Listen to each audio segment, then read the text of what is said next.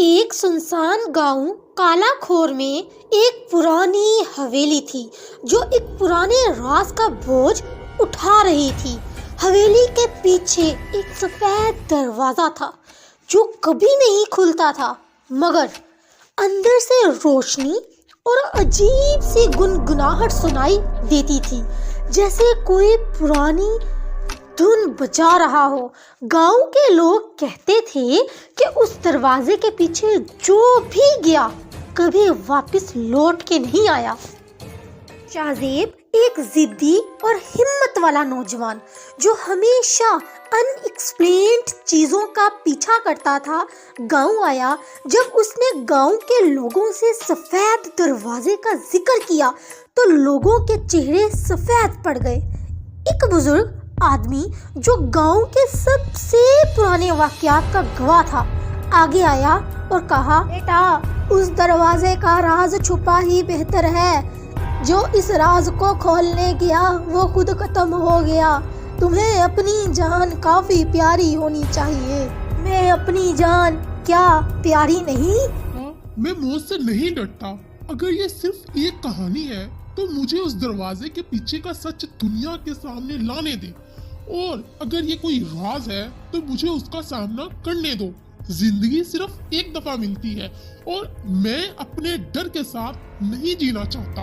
ایک رات جب چاند اپنی روشنی کو دھوئیں میں لپیٹ رہا تھا، شاہزیب لالٹین لے کر حویلی کے اندر گیا۔ حویلی میں ہر طرف ہوا کے تیز جھونکے چل رہے تھے، جیسے حویلی زندہ ہو اور شاہزیب کا انتظار کر رہی ہو۔ ہر دیوار پر پرانے نشان اور خون کے داغ تھے، جیسے کسی نے اس جگہ پہ عذاب دیکھا ہو۔ ایک عجیب سی عورت سامنے آئی، لیکن اس کی آنکھوں میں انسان نہیں، ایک اجنبی سی بھوک تھی۔ اس نے کہا، شاہزیب، تمہارے آنے کا انتظار تھا۔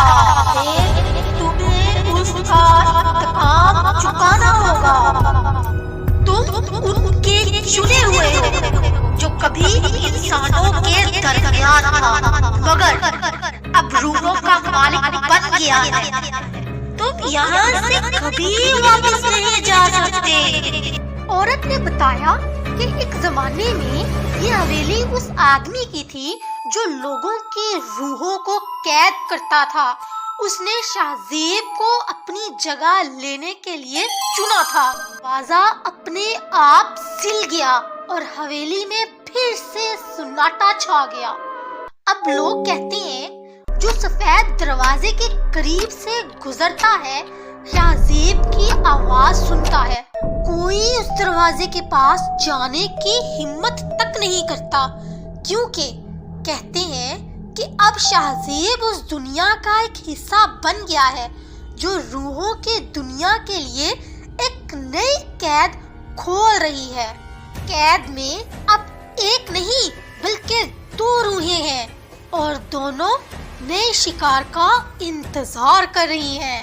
Thank you for watching my videos. اللہ حافظ۔